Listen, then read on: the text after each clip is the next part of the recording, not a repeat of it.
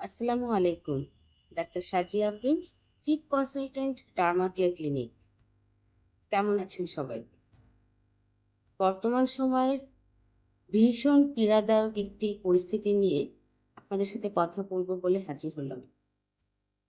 এই সময়ে স্ক্যাবিস বা চুলকানি, খাওজানি যেটাই বলেন না কেন, এই খুব সাধারণ একটি অসুখ নিয়ে আমরা চর্মরোগ বিশেষজ্ঞরা এবং এই রোগে যারা আক্রান্ত হচ্ছেন, এই রোগীরা ভীষণ পীড়াদায়ক পরিস্থিতির মধ্যে দিয়ে সময় কাটাচ্ছি।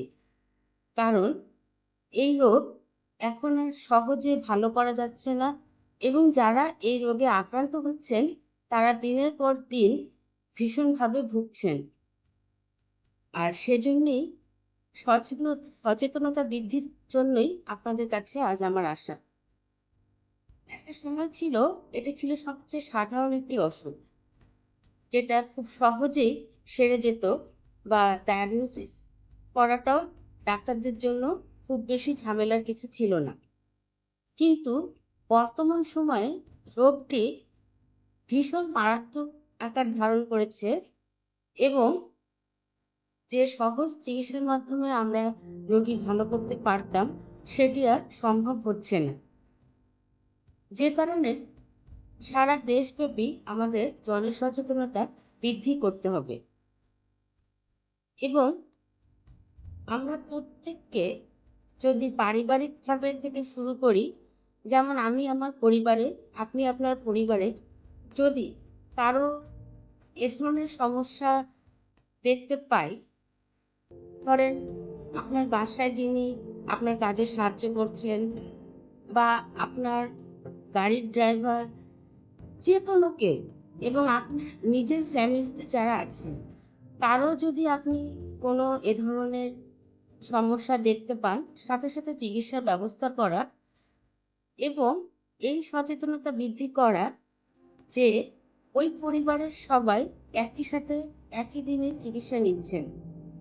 সেটা না হলে যেটা হয়, আমরা যখন শুধুমাত্র যিনি আক্রান্ত হচ্ছেন তার চিকিৎসা করি, কিন্তু তার পরিবারের অন্যরা চিকিৎসা নিচ্ছেন না, পরবর্তীতে ১ সপ্তাহ বা তার পরের সপ্তাহে উনি যদি আবার সংক্রমণ হন, যিনি ভালো হলেন তিনি কিন্তু আবারও আক্রান্ত হবেন। সুতরাং এভাবেই দিনে দিনে চলতে থাকবে এবং দেখা যাবে যে পেশেন্ট তখন শুধু স্ক্যাবিস না, সাথে ইনফেকশন এবং ঘা, পুরো শরীরে ঘা হয়ে যাওয়া, এগুলো নিয়ে আসছে। তখন যেটা হয়, সহজে আর স্ক্যাবিস ভালো করা যায় না।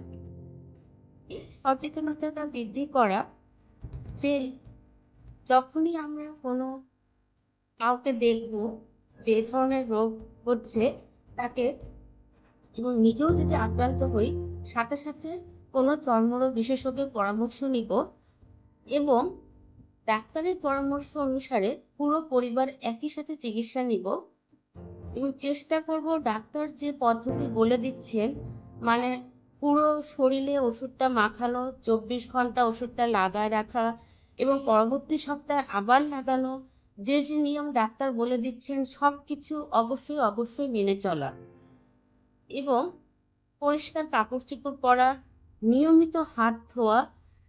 আমরা যেন অবশ্যই, অবশ্যই, অবশ্যই এই সময়ে নিজেকে পরিষ্কার-পরিচ্ছন্ন রাখি এবং পরিবারের সবাইকে পরিচ্ছন্ন রাখি এবং আমাদের আশেপাশে যারা আছেন তাদেরকে পরিষ্কার-পরিচ্ছন্ন থাকার জন্য উৎসাহ দেই।